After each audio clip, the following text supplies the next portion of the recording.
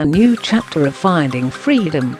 Harry and Meghan and the Making of a Modern Royal Family. An unofficial biography of the Duke and Duchess of Sussex hits the shelves today, and authors Caroline Durand and Omid Scobie have made a series of fresh claims about the royals.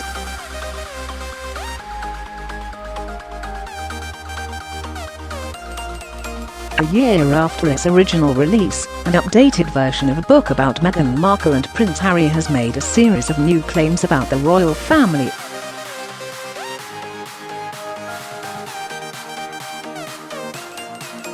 The paperback edition of Caroline Durand and Omid Scobie's unofficial biography, Finding Freedom, Harry and Meghan and the Making of a Modern Royal Family, hits the shelves today and focuses on what's happened since the Sussexes said goodbye to the firm.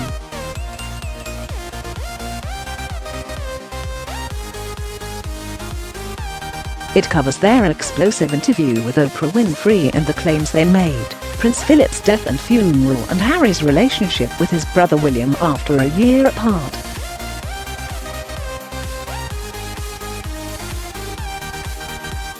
Meghan and Harry were not involved in the book, however the authors claim they spoke to sources close to the couple.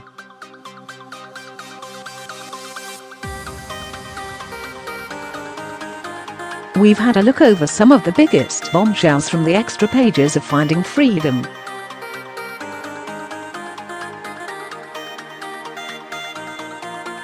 Harry and Meghan on the Buckingham Palace balcony alongside the Queen (image).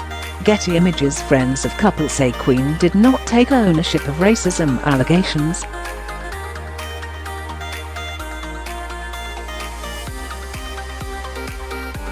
One of the main topics in the additional chapter of the book is Harry and Meghan's bombshell interview with Oprah Winfrey.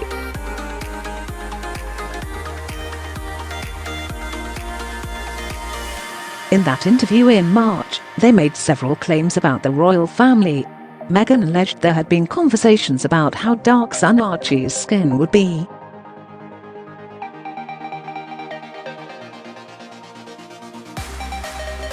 She also shared that she had suffered from suicidal thoughts and claimed that she was denied help for her struggle.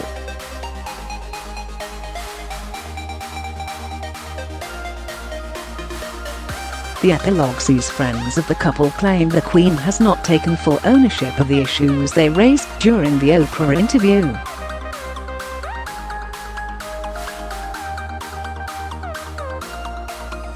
Prince Harry and Meghan Markle during their bombshell interview with Oprah Winfrey (image) by Reuters.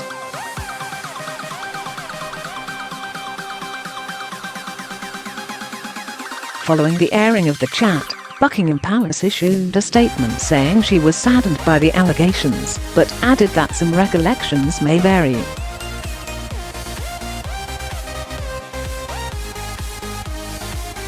In the updated book, the authors say the statement did not go unnoticed.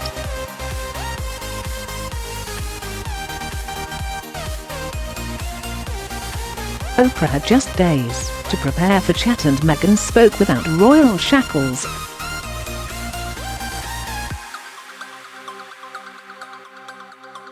Despite it being one of the most explosive interviews of her career, Oprah only had a weekend to prepare for her chat with the Sussexes.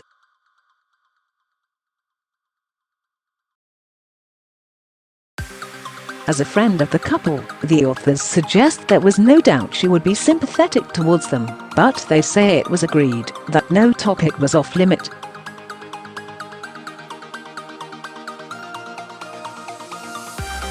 This claim has raised eyebrows in the past, as Meghan's father was not mentioned at all during the long interview.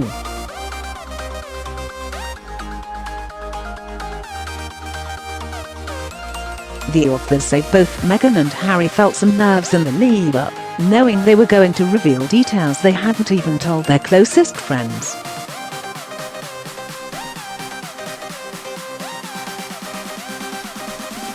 They write, "Now the shackles of the institutions never complain, never explain mantra were off.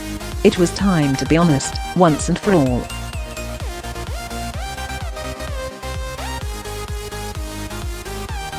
With the coronavirus pandemic, that forced the couple to move to California from their Canada bolt hole earlier than planned the year before, still holding the world in its grip. The crew kept a careful distance from Harry and Meghan during the taping.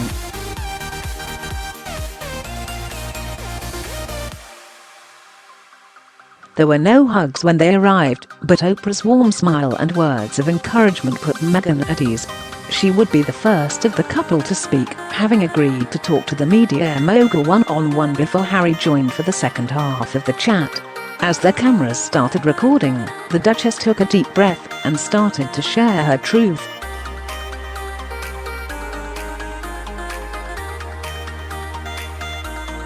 Prince William was furious with Oprah interview.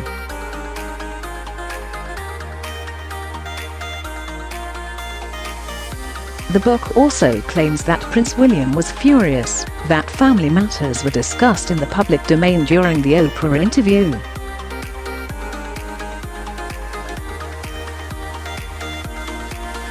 Harry discussed his rift with brother Prince William and said he was trapped. He also accused his dad, Prince Charles, of cutting him off financially.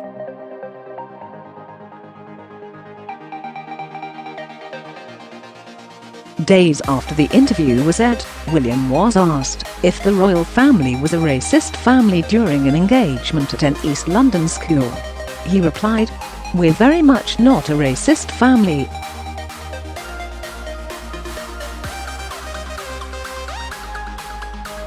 In the updated version of Finding Freedom, it is claimed that William was not happy about the interview and was furious.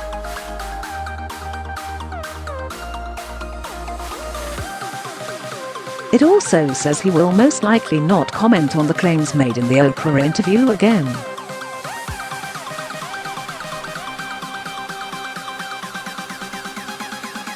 Harry booked a one-way ticket to Prince Philip's funeral.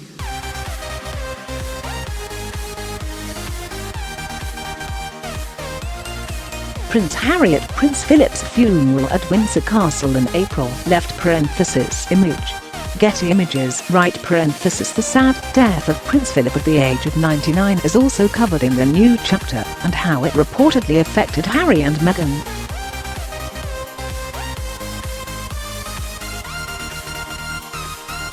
The funeral of Harry's grandfather came just weeks after he and Meghan gave their bombshell interview to Oprah.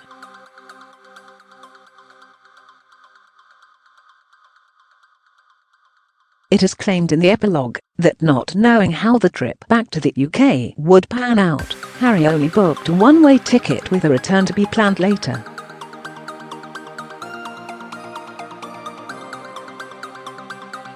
The book says, "There was a feeling that this trip might also present an opportunity to come together and talk without the filter of staff as go-betweens, a number of whom the Sussexes had come to discover were behind many of the media leaks they dealt with as working royals."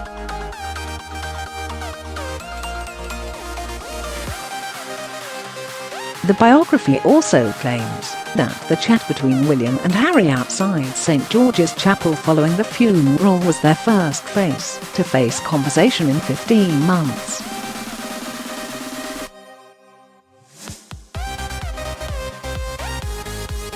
The book adds that they went on to have at least 2 further conversations during his trip back.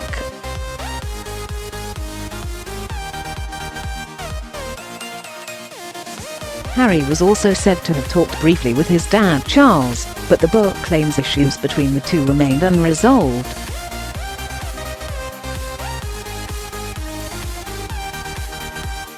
Royals were quietly pleased Meghan did not attend Prince Philip's funeral.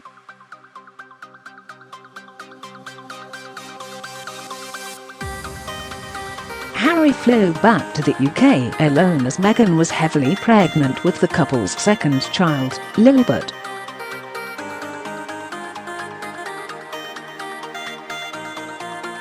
At the time, sources said she made every effort to be there, but couldn't get the sign-off from her doctor for the 5,400-mile trip.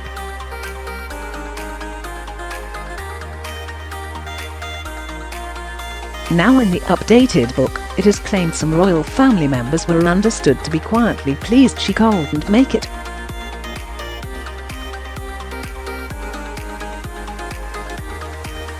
The authors claim that several royal family members did not want Meghan to attend because they didn't want a circus, or, as one senior royal source said, the Duchess creating a spectacle.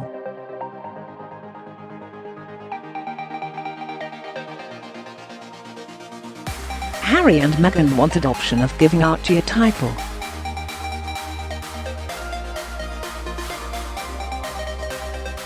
Meghan and Harry with son Archie, who is now 2, left parenthesis image. Splashnews.com.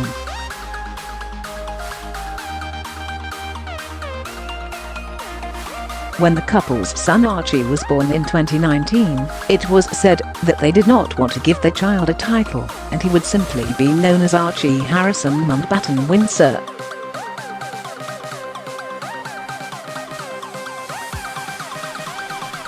This is different to his cousins Prince George, Princess Charlotte and Prince Louis, who all have titles and are styled HRH as they are more senior and higher up the line of succession.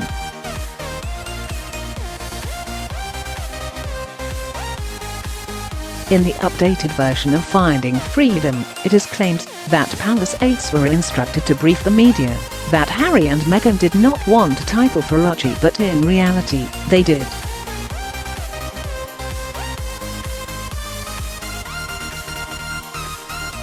The book says the option of a title would provide their son with a level of security that only comes with a title.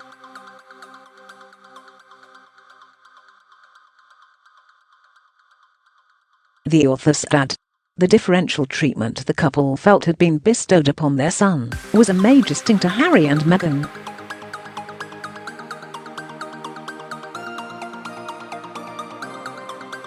Harry disappointed he could have remembrance wreath laid on his behalf.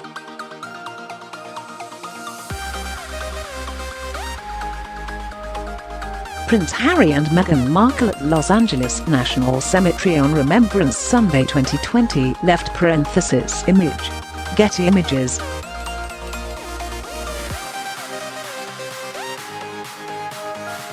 During the annual Remembrance Sunday celebrations in the UK last year, Harry was unable to travel to the UK for the service at the Senate Arch due to COVID-19 travel restrictions.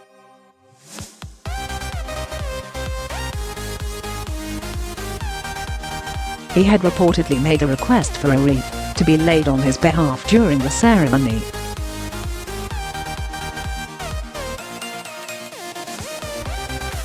But according to the updated version of Finding Freedom, it is claimed his request was denied because he was no longer a frontline royal.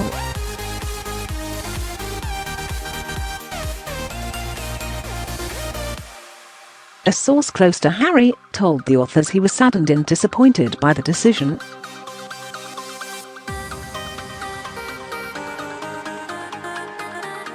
And to that end, his wreath was left unused in a box at the Royal British Legion's HQ in Kent.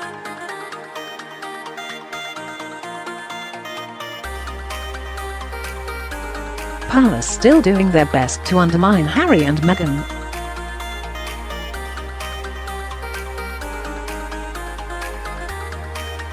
The book also alleges that palace courtiers are still appearing to actively undermine Harry and Meghan.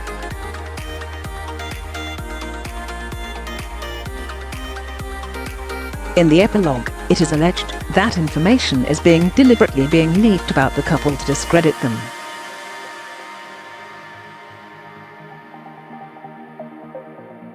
The authors point to the fact that just 4 days before Harry and Meghan's bombshell interview with Oprah Winfrey was due to air, bullying allegations surfaced against Meghan.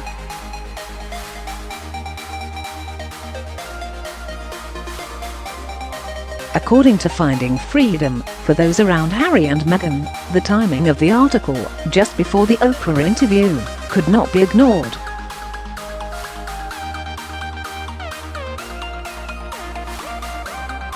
A friend of the couple told the authors, "Here we go again. It felt like certain individuals at the palace were doing their very best to undermine and discredit anything they worried the couple may or may not say during the interview."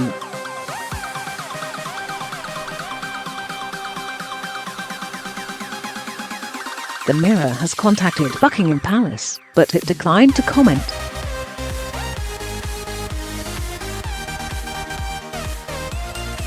Rare day off for romantic wedding anniversary.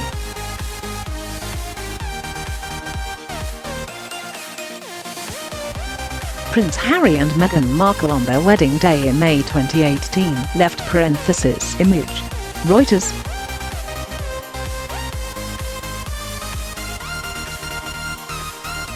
The new book also lifts the lid on how Meghan and Harry celebrated their second wedding anniversary, claiming the couple took a rare day off to mark the day.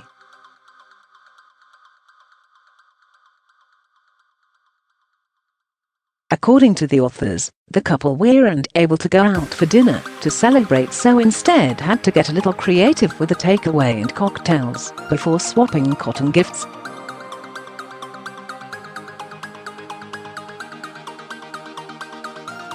They write, with restaurant outings off limits, the couple had to get a little creative in May for their second anniversary festivities at home, spending part of the day looking back at their 2018 with a number of people who had been part of the wedding festivities, including vendors that had helped bring their magical Windsor Castle ceremony to life.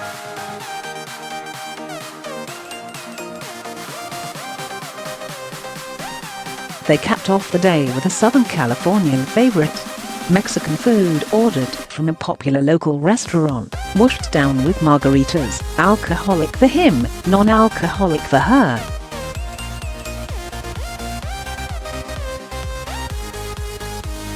For gifts, they exchanged cotton-based items, as the tradition suggests.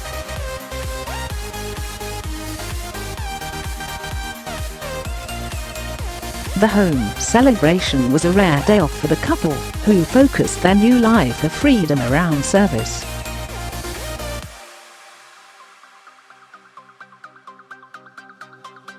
Meghan checked on authors after book release.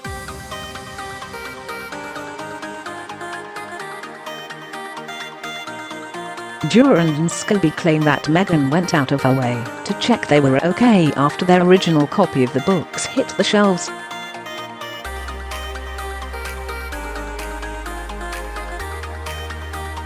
The release came while she was coming to terms with her miscarriage. However, they say she still made time to speak to them after they were targeted by cruel online trolls.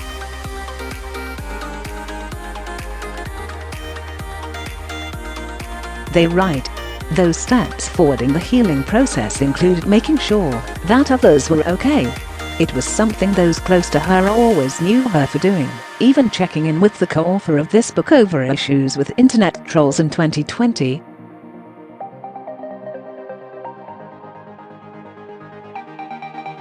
Delay in announcing pregnancy.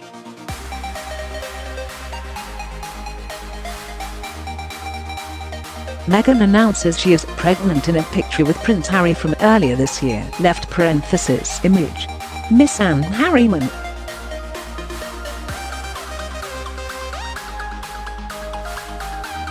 The couple with their son Archie. Left parenthesis image. Miss Anne Harriman via Instagram/AFP.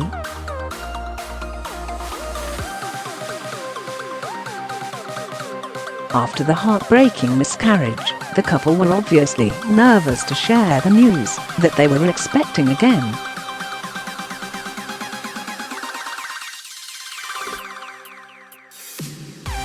The book claims Meghan saw it as a blessing, but the couple didn't feel relaxed until the start of this year, when she was way into the second trimester.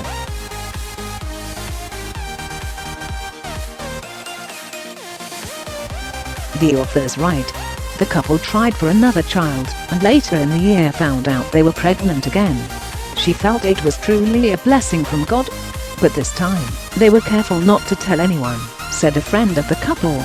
It wasn't until toward the end of the year that they both started to feel more relaxed.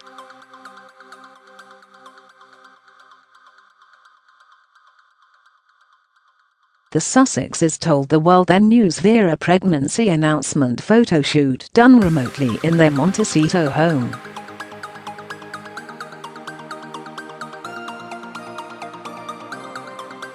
Meghan and Harry have no regrets.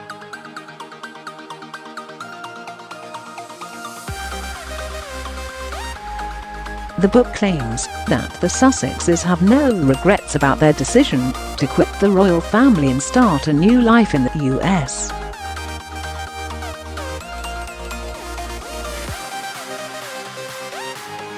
While they have had a tough 18 months and faced many challenges, pals say they are proud of what they have achieved.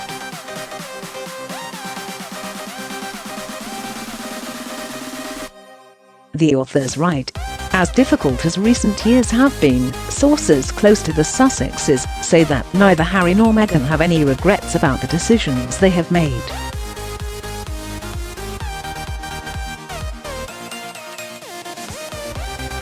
What started as a fairy tale romance became a story that reinvented the genre, a self-made, independent woman playing an equal role alongside her knight.